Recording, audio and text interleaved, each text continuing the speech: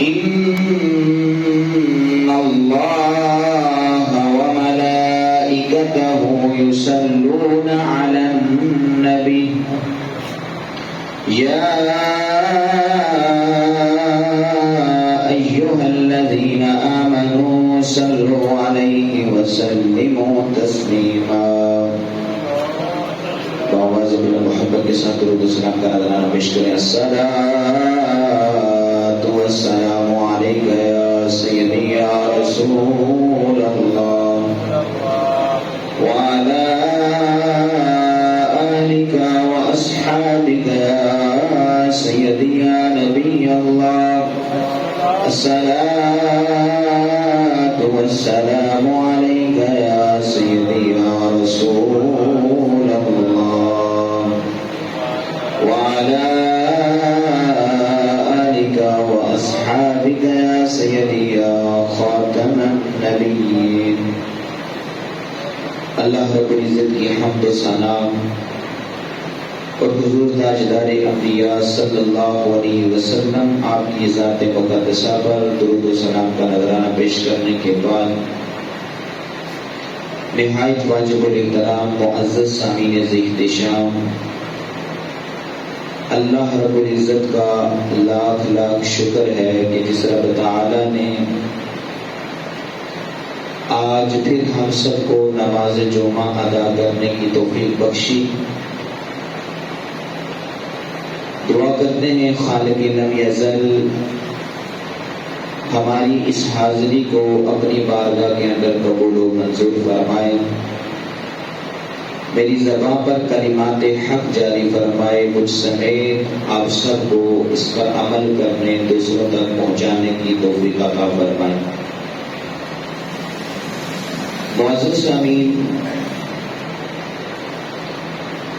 عید الاضحیٰ گزری،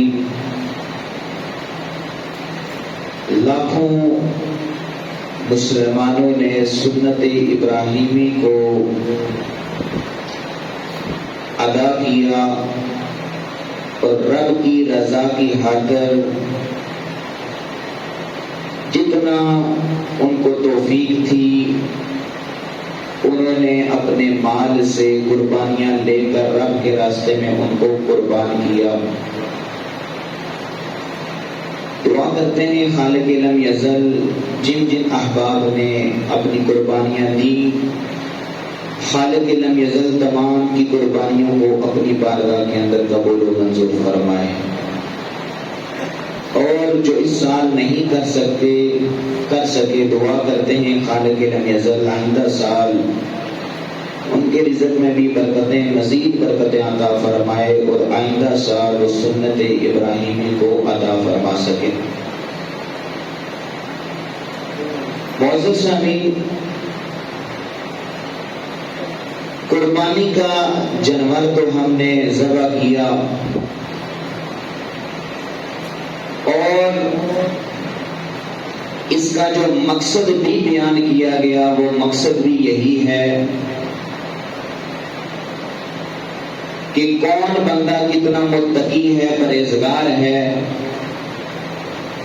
کیونکہ رب نے فرما دیا واضح طور پر نہ گوشت میری بارگاہ میں پہنچتا ہے نہ ان کا خون پہنچتا ہے، لیکن وَلَكِنْ يَنَالُهُ التَّقْوَى مِنْكُمْ، جو تمہارا تقوی ہے وہ میری بارگاہ میں پہنچتا ہے. اب اس قربانی کے کرنے کے بعد چند چیزیں ایسی ہیں کہ جن پر ہمیں غور و فکر کی ضرورت ہے کہ بھائی اس جانور کو تو ہم نے رب کے راستے میں قربان کر دیا ہے اور یہ سنت تھی ابراہیم علیہ السلام کی سنت ہے. اس سنت کی احیاء کے لیے ہم نے یہ خوبصورت عمل کیا، لیکن ہماری نادانی دیکھیں کتنی ہے. ہم دین سے دور کتنا ہو چکے ہیں، ذرا اس کی طرف توجہ کیجیے گا. اکثر ہم توجہ نہیں کرتے ہیں. جیسے کہ اس ذوالحج کا چاند نکلتا ہے تو اکثر طور پر، اور یہ مستحب عمل ہے، مسئلہ بتایا بھی ہوا ہے کہ مستحب یہ ہوتا ہے کہ انسان جو ہے اپنے بال ناخن وغیرہ جسم کے کئی غیر ضروری بال نہ اتروائے، یعنی اگر اس کی ضرورت سے زیادہ بڑے نہیں ہیں تو عید کے بعد، عید کی نماز ادا کرنے کے بعد وہ ان کو اتروائے گا تو حضور جان کائنات صلی اللہ علیہ وسلم نے فرمایا کہ اسے بھی قربانی کرنے کے برابر اجر و ثواب عطا ملے گا۔ اب دیکھیں ان 10 دن، وہ جو 10 دن ہوتے ہیں، ہم ایک مستحب عمل ہے اس کو کیا، اور پھر عید والے دن، عید الاضحیٰ کا جو مقدس دن ہے، نماز عید ادا کرنے کے بعد کچھ لوگوں کے ذہنوں میں یہ چیز ہوتی ہے، اکثر کی بات نہیں کر رہا، بہت سارے لوگ ایسے بھی ہیں کہ جو اللہ رب العزت کا خوف رکھتے ہیں، حضور جان کائنات صلی اللہ علیہ وسلم کی سنت کو زندہ رکھتے ہیں، لیکن وہ 10 دن دیکھیں ہم نے ایک مستحب عمل کیا اور پھر سنت ابراہیمی کو ادا کرنے کے بعد کچھ لوگوں کا ذہن کیا ہوتا ہے کہ جلدی جلدی کساب کو بلایا جائے، وہ ہماری قربانی کرے، اور اس کے بعد جو ہے ہم جو یہ ہمارے چہرے پر سنت مصطفیٰ ہے۔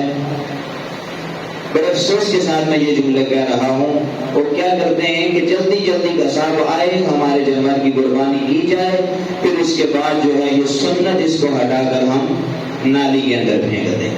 افسوس کا مقام یہ ہوتا ہے کہ سنت ابراہیمی کو زندہ کیا جا رہا ہوتا ہے اور سنت مصطفیٰ کو ختم کیا جا رہا ہوتا ہے۔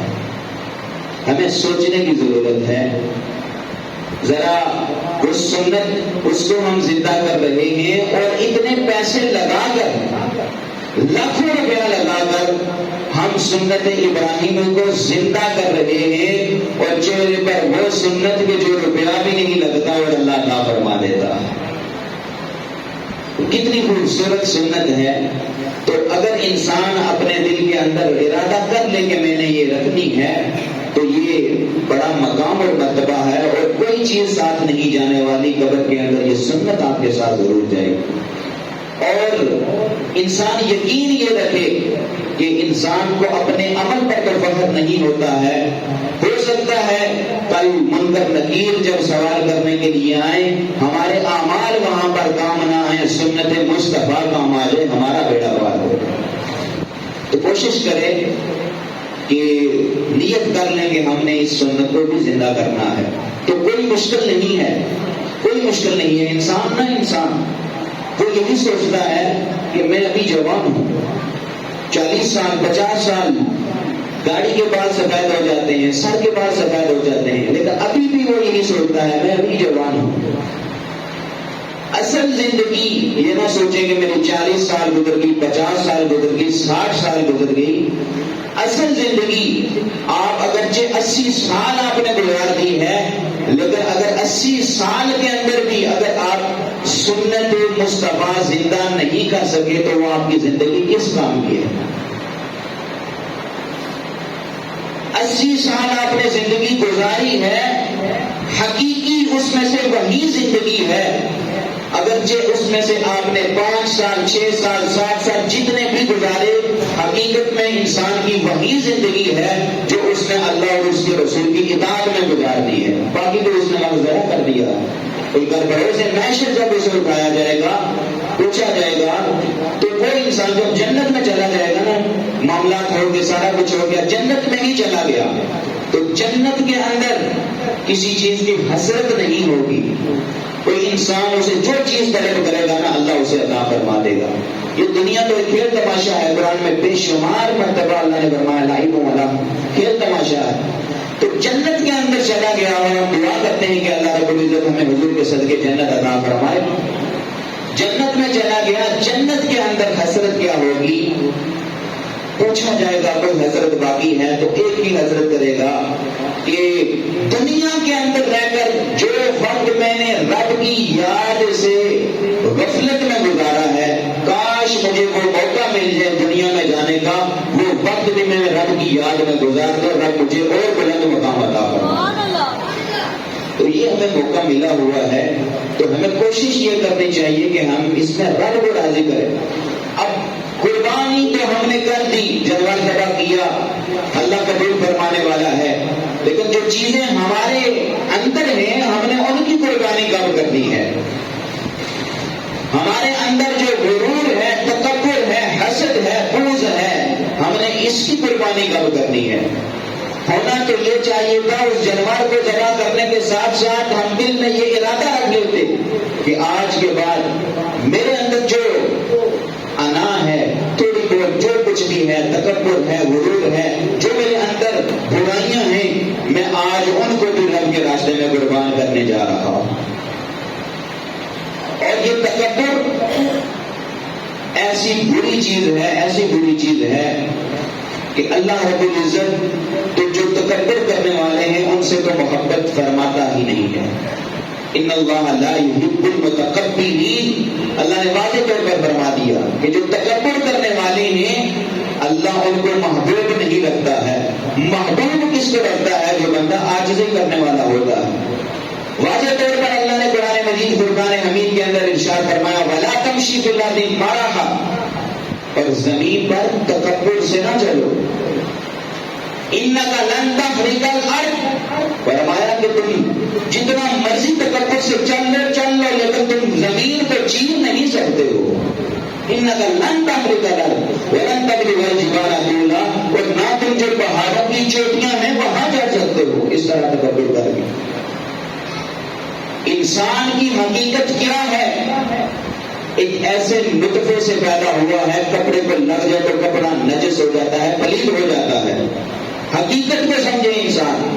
اور آج ہمارے معاشرے کے اندر بالخصوص جوانوں سے مخاطب ہوں کہ ایسا دور آ چکا ہے کہ جو بندہ جتنی زیادہ گالیاں نکالنے والا ہوتا ہے اسے ہم سمجھتے ہیں کہ یہ بندہ جو ہے نا سب سے بڑا بہادر ہے. جس بندے نے اپنے جو قمیض ہے اس کے بٹن کھولے ہوتے ہیں، ہاتھوں میں کڑے ڈالے ہوتے ہیں، گلے کے اندر زنجیریں ڈالی ہوتی ہیں، ہم اس کو سمجھ رہے ہوتے ہیں کہ یہ بندہ بہت کامیاب ہے، لوگ اس سے ڈرنے والے ہیں، اور وہ بھی اس دنیا کے کھیل تماشے میں گھوم رہا ہوتا ہے، 1 ملین کر رہا ہوتا ہے، اس سے بڑا جو ہے وہ مقابلہ کرنے والا نہیں ہے. جتنی برائیاں ہوتی ہیں ہم ان میں پڑھ رہے ہوتے ہیں ایک دوسرے سے اور تکبر کر رہے ہوتے ہیں. اپنی حقیقت کو سمجھے، ابتدا کو انسان سمجھ لے اور انتہا کو سمجھ لے کہ ابتدا انسان کی کیا ہے، انتہا کیا ہے. ابتدا بھی انسان کی مٹی ہے اور انتہا بھی انسان کی مٹی ہے. یہ انسان کی حقیقت ہے.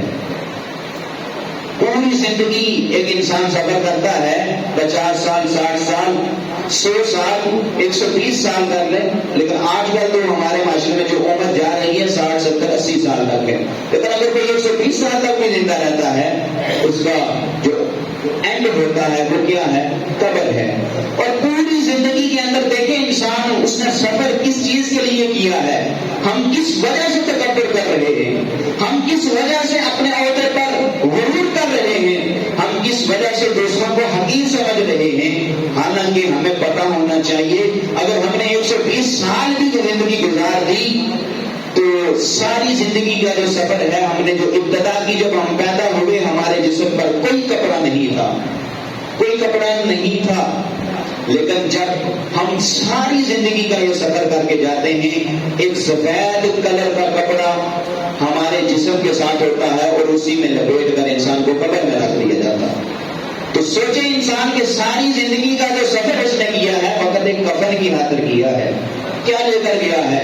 لے کر وہی جائے گا جو اس نے نیک اعمال کیے ہوں گے، جو عاجزی کی ہوگی، جو اللہ کے سامنے اس نے سجدہ ریزی کی ہوگی. لیکن اگر تکبر کیا تو واضح طور پر فرما دیا کہ اللہ تکبر کرنے والوں کو پسند نہیں کرتا. حضور جان کائنات صلی اللہ علیہ وسلم نے فرمایا، حضرت عبداللہ بن مسعود رضی اللہ تعالیٰ عنہ اس حدیث کے راوی ہیں، آقا علیہ الصلوۃ والسلام نے فرمایا اگر کسی بندے کے اندر رائی کے دانہ کے برابر تکبر آ گیا، رائی کا دانہ کتنا ہوتا ہے آپ اس چیز سے بخوبی واقف ہیں، نہ ہونے کے برابر ہوتا ہے. فرمایا رائی کے دانہ کے برابر اگر تمہارے اندر تکبر آ گیا اللہ رب العزت تمہیں جنت میں داخل نہیں کیوں؟ وجہ کیا ہے؟ یہ تکبر کرنا یہ رب کی ذات کو جچتا ہے، یہ رب کی ذات کو جچتا ہے۔ اور جو بندہ تکبر کرتا ہے یہ ایسے ہی ہے جیسے وہ بندہ اللہ رب العزت سے اس چیز کو چھین رہا ہے جان بوجھ کر۔ سب سے بڑی ذات اللہ رب العزت کی ذات ہے، عظمت والی، اور اللہ رب العزت کے صفاتی جو نام ہیں ان ناموں میں سے ایک المتکبر بھی ہے۔ یہ تکبر اسی کی ذات کو جچتا ہے اور اس سے چھین کر ہم حکم حاصل کرنا چاہتے ہیں۔ ہم معاشرے کے اندر کیسے زندگی گزار رہے ہیں؟ اپنے نفس پر، اپنے آپ پر دھیان دینا ہوگا کہ ہم کس راستے کی طرف جا رہے ہیں۔ حضور جان کائنات صلی اللہ علیہ وسلم نے فرمایا کہ جو بندہ تکبر کرنے والا ہوتا ہے اللہ رب العزت کا اسے جنت میں داخلہ نہیں عطا فرمائے گا۔ تکبر کی وجہ سے ایک انسان کو ڈرایا جا رہا ہے، دھمکایا جا رہا ہے کہ یہ راستہ وہ ہے کہ جو تمہیں جنت سے نکال کر جہنم کی طرف لے جائے گا۔ اور ایک رائی کے دانہ کے برابر بھی مثال دی، فرمایا اتنا بھی ہوا تو اللہ تمہیں اس کے بدلے بھی جہنم میں داخل فرمائے گا، جنت عطا نہیں فرمائے گا۔ تو ہمیں کوشش یہ کرنی چاہیے جس طرح ہم نے جانور کو قربان کر دیا، وہ اللہ کے راستے میں قربان ہو گیا، آج سے یہ نیت کر لیں ہم نے تکبر کو بھی اللہ کے راستے میں قربان کر دیا، آئندہ کبھی تکبر نہیں کریں گے۔ کیا ہے جو آپ کو عہدہ ملا ہے؟ یہ وقتی عہدہ ہے، اس پر غرور و تکبر نہیں جچتا ہے۔ دوسروں کو حقیر سمجھنا اور خود کو بڑا سمجھنا کہ یہ عہدہ مجھے ملا ہوا ہے۔ حضور جان کائنات صلی اللہ علیہ وسلم کے دربار میں غریب امیر سب برابر ہوتے تھے، لیکن آج المیہ یہ ہے کہ غریب در در کی ٹھوکریں کھا رہا ہوتا ہے۔ ہمارا کوئی بھی معاشرے کے اندر کوئی بھی جو ہے پیشہ ہے اس کے اندر دیکھ لیں، غریب در در کی ٹھوکریں کھا رہا ہوتا ہے، اور جو امیر ہوتا ہے وہ پیسہ نکال کے دیا اور کام ہو گیا۔ یہ مسلمان کو سوٹ نہیں کرتا ہے، یہ مسلمان کو زیب دینے والی چیزیں نہیں ہیں جو ہم نے اپنا لی ہیں۔ اگر آپ کو اللہ نے کوئی عہدہ دیا ہے تو کل اس کے بارے میں سوال بھی ہوگا۔ کل بروز محشر پوچھا جائے گا کہ رب نے تمہیں یہ عطا کیا تھا تو تم نے مخلوق کے ساتھ سلوک کیا کیا ہے؟ ہم نے اس چیز کو بتا دیا ہے، ہم کہتے ہیں بس ٹھیک ہے، جو کچھ ہے دنیا کے اندر ہے۔ جو کافر کے لیے جنت تھی، یہ دنیا جنت ہے کافر کے لیے، ہم نے اس کو اپنے لیے جنت سمجھ لیا ہے، لیکن حقیقت میں مسلمان کے لیے جنت وہ آگے ہے جہاں کوئی ٹینشن کوئی پرابلم نہیں ہوگی۔ اس کے لیے کوشش تو کریں، اس کے اندر جو اپنی انا ہے، تکبر ہے، اس کو ختم کر دیں، اور جس طرح جانور کو قربان کر دیا ہے آج سے نیت کر لیں اس کو بھی ہم نے قربان کر دیا ہے۔ اب دیکھیں اس میں کچھ جو مسئلے ہیں، جس طرح حضور جان کائنات صلی اللہ علیہ وسلم نے فرمایا کہ رائی کے دانہ کے برابر بھی تکبر ہوا ہے تو اللہ جنت میں داخل نہیں فرمائے گا۔ ایک شخص نے عرض کی یا رسول اللہ یا حبیب اللہ، ایک شخص ہے وہ خوبصورت کپڑے پہنتا ہے، خوبصورت جوتا پہنتا ہے، تو کیا یہ بھی تکبر ہے؟ تو آقا علیہ الصلوۃ والسلام نے فرمایا اللہ جمیل و یحب الجمال، اللہ خوبصورت ہے اور خوبصورتی کو پسند فرماتا ہے۔ یہ تکبر نہیں ہے، تکبر یہ ہے کہ تم دوسروں کو حقیر سمجھو اور اپنے آپ کو سب سے بڑا سمجھو کہ مجھ سے کوئی بڑا ہے ہی نہیں ہے، تو یہ تکبر نہیں ہے۔ کوئی بندہ اچھا سوٹ پہنتا ہے اور اچھے کپڑے پہنتا ہے، اچھا جوتا پہنتا ہے، اچھی ٹوپی پہنتا ہے، اچھا امامہ پہنتا ہے، تو یہ ہرگز تکبر میں نہیں آتا، کیونکہ انسان کو صاف ستھرا رہنا چاہیے۔ اور فرمایا کہ اگر تکبر کی نیت ہو انسان کی، اب دیکھیں کتنا اہم مسئلہ ہے، اس کے اندر فقہاء نے احتیاطاً یہ مسئلہ بیان بھی کر دیا کہ مثال کے طور پر کسی نے شلوار پہنی ہوئی ہے، تو اگر تکبر کی نیت سے اس نے ٹخنوں سے نیچے کی تو ایسا کرنا یہ حرام ہے۔ اگر کسی نے تکبر کی نیت سے ٹخنوں سے نیچے شلوار کو کیا، اور آج کل دیکھیں ہمارا ماحول کیسا ہے، پینٹ شرٹ لگی ہوتی ہے اور وہ ہماری پینٹ زمین کے ساتھ رگڑ رہی ہوتی ہے، کیا ہم کیا ثابت کرنا چاہ رہے ہیں؟ ہم کیا دکھانا چاہ رہے ہیں کہ ہم حضور کی امت ہیں؟ نہیں، ایسا نہیں ہوگا کہ ہم کام وہ کریں جو حضور کو ناپسند ہیں اور اپنے آپ کو عاشق رسول ثابت کرنے کی کوشش کریں۔ غرور کی وجہ سے، تکبر کی وجہ سے اگر آپ کی شلوار جو جو ہے زمین کے ساتھ گھسیٹ کے جا رہی ہے، ٹخنوں سے نیچے ہے، تو ایسا کرنا حرام ہے۔ لیکن اگر غرور کی وجہ سے نہیں ہے، تکبر کی وجہ سے نہیں ہے، زینت کی وجہ سے، خوبصورتی کی وجہ سے وضو کرتا ہے، تو ایسا کرنا بھی فقہا فرماتے ہیں کہ مکروہ ہے، ایسا بھی نہیں کرنا چاہیے۔ سنت یہ ہے، حضور جان کائنات صلی اللہ علیہ وسلم آدھی پنڈلیوں تک اپنی شلوار کو ڈھکا کرتے تھے، یہ سنت ہے۔ لیکن ٹخنوں سے اوپر تک انسان کو اس کی احتیاطاً اجازت دی گئی ہے کہ ٹخنوں سے اس کے اوپر اپنی شلوار کو ڈھکے، یہ سب سے بہترین عمل ہے۔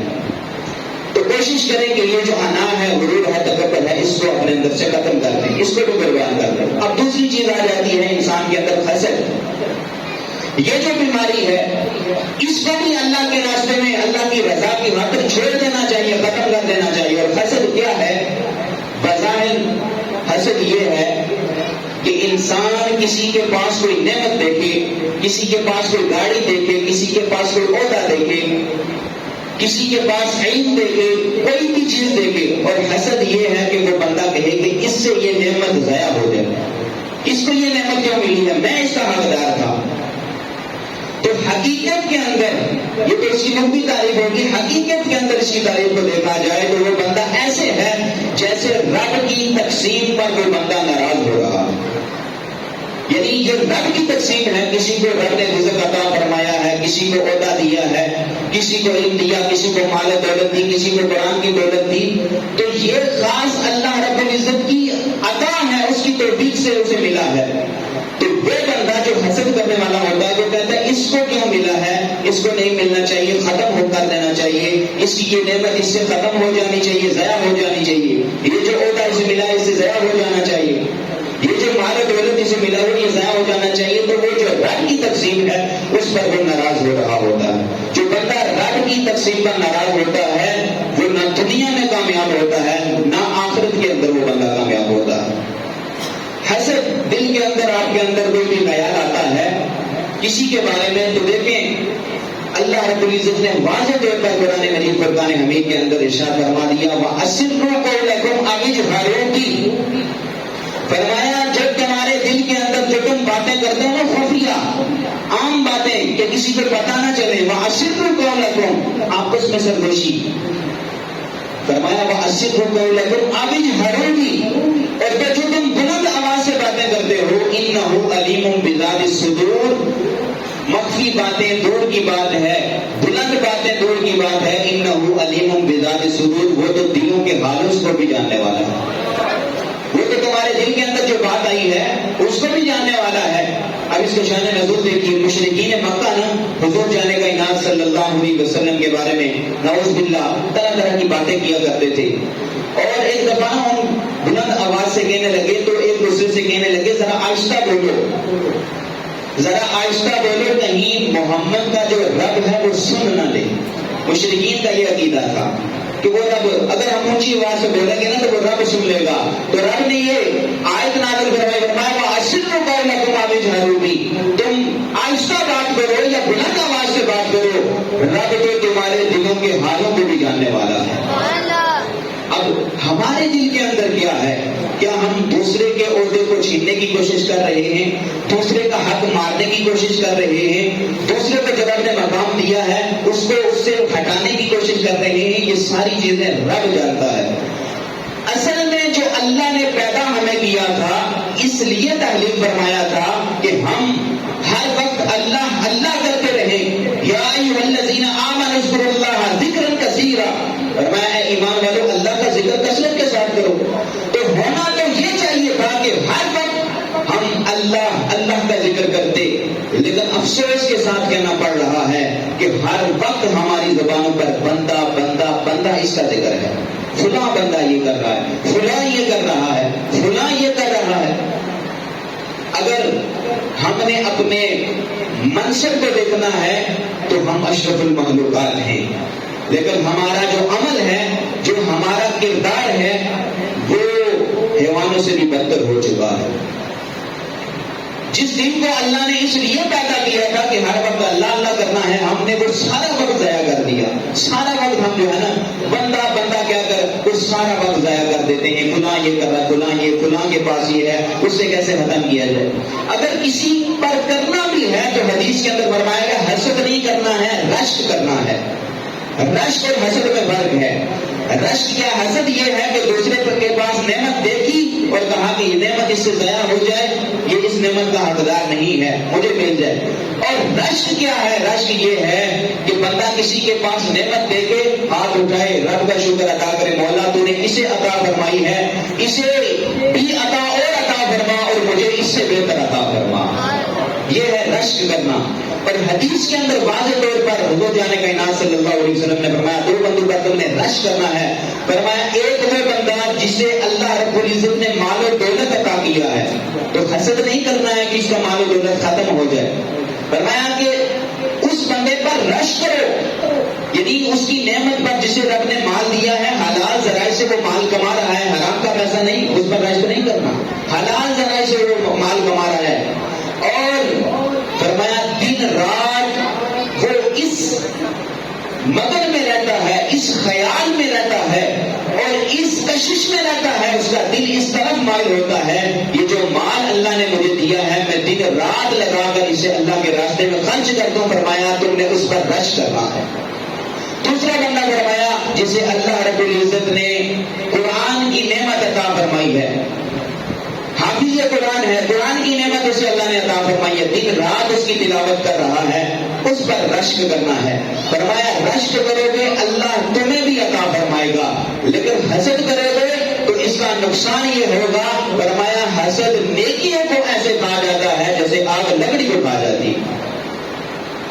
حضرت اما عائشہ صدیقہ رضی اللہ تعالی عنہا قربان جائیں، حضور جان کائنات صلی اللہ علیہ وسلم کی بڑی پیاری زوجہ ہیں، بڑی محبت کرنے والے حضور صلی اللہ علیہ وسلم ان کے ساتھ۔ اور رشک کا مقام یہ دیکھیے کہ اما عائشہ صدیقہ رضی اللہ تعالی عنہ فرماتی ہیں کہ مجھے حضور صلی اللہ علیہ وسلم کی ازواج میں سب سے زیادہ جو رشک آتا تھا وہ سیدنا حضرت خدیجہ رضی اللہ تعالی عنہ آپ پر آتا تھا، آپ کا رشک آتا تھا۔ رشک کی وجہ کیا تھی؟ آپ فرماتی ہیں کوئی دن ایسا نہیں گزرتا تھا کہ حضور جان کائنات صلی اللہ علیہ وسلم اپنی ان پیاری زوجہ حضرت خدیجہ رضی اللہ تعالی عنہ کا ذکر نہ فرماتے، روزانہ کوئی نہ کوئی حضور صلی اللہ علیہ وسلم کی تعریف کیا کرتے تھے، مجھے ان پر بڑا رشک آتا تھا۔ فرماتے ہیں ایک دفعہ حضور جان کائنات صلی اللہ علیہ وسلم گوشت لے کر آئے گھر میں اور کہا کہ اس کا شوربہ جو ہے نا اس کا بڑھا دینا، زیادہ کر دینا۔ وجہ پوچھی، ہم تو دو ہی ہیں، کوئی اتنے بندے نہیں ہیں، کوئی مہمان نہیں ہے۔ فرمایا کہ حضرت خدیجہ ان کی جو سہیلیاں ہیں وہ مجھے پتا چلا ہے کہ یہاں پر آئی ہیں تو یہ شوربہ میں نے ان کو پیش کرنا ہے۔ تو حضرت خدیجہ رضی اللہ، حضرت اما عائشہ صدیقہ رضی اللہ تعالی عنہا فرماتی ہیں یا رسول اللہ یا حبیب اللہ، ایسے الفاظ بولے اور رشک کی صورت میں بولے کہ یا رسول اللہ یا حبیب اللہ، کہ حضرت خدیجہ وہ آپ سے عمر میں بھی بڑی تھی، 15 سال بڑی تھی، اور جو اس وقت کا حسن تھا اس کے مطابق ایسا نہیں تھا، یعنی رشک کے طور پر آپ پھر بھی ان کے ساتھ اتنی محبت کرتے ہیں۔ بظاہر طور پر حضور صلی اللہ علیہ وسلم کے چہرہ کچھ ناراضگی کا اظہار کیا۔ آقا علیہ الصلوۃ والسلام نے فرمایا اے عائشہ تمہیں کیا پتا کہ وہ وقت جس وقت میرا کوئی ساتھ دینے والا نہیں تھا، اس وقت میں جو میرے ساتھ کھڑی تھی وہ میری پیاری زوجہ حضرت خدیجہ دل کو بڑا کھڑی تھی۔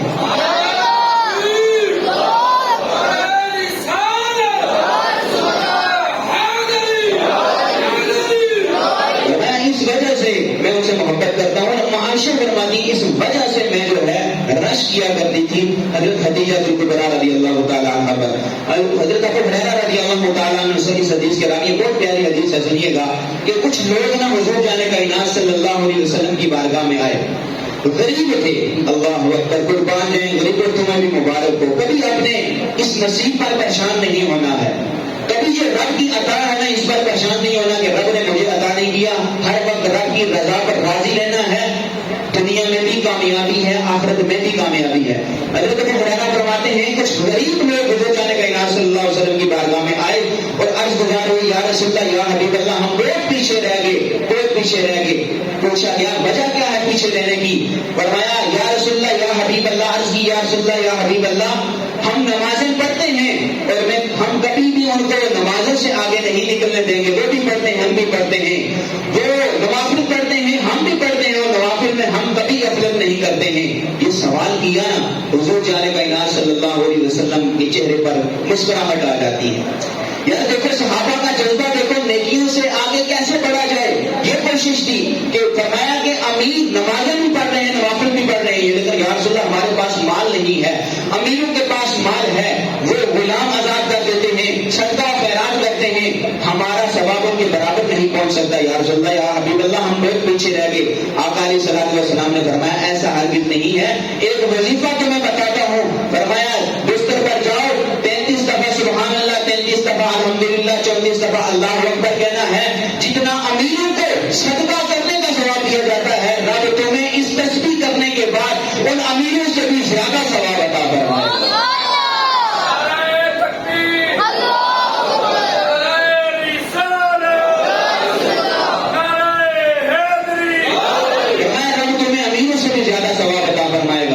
کچھ دن گزرے نا, کچھ دنوں کے بعد وہ غریب پھر آگے حضور کی بارگاہ میں, یا رسول اللہ یا حبیب اللہ, پھر پریشان, یا رسول اللہ یا حبیب اللہ کو وظیفہ تو آپ نے ہمیں بتایا تھا, امیروں کو بھی پتہ لگ گیا ہے, وہ صدقہ خیرات بھی کر رہے ہیں, وہ غلام بھی آزاد کر رہے ہیں, نمازیں بھی پڑھ رہے ہیں, نوافل بھی پڑھ رہے ہیں, اور یہ وظیفہ بھی کرنا شروع ہو گئے.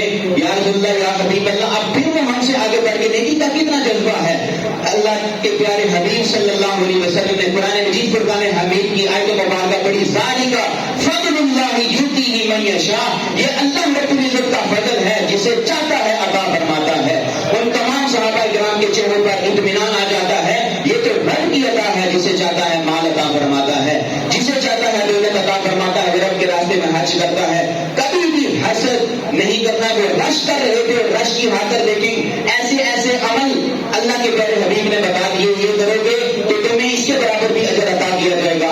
اب ایک شخص اب رب کی رضا پر راضی ہونا انہوں نے سیکھ لیا, اطمینان ہو گیا کہ رب کی رضا پر ہم نے راضی لینا ہے. حضرت انس بن مالک رضی اللہ تعالیٰ عنہ روایت کرتے ہیں کہ حضور جان کائنات صلی اللہ علیہ وسلم کے ایک غلام بیمار ہو کے ہم تیمارداری کے لیے جاتے ہیں, اور تیمارداری کی, اور پھر اس وقت ان کی حالت بہت زیادہ خراب تھی.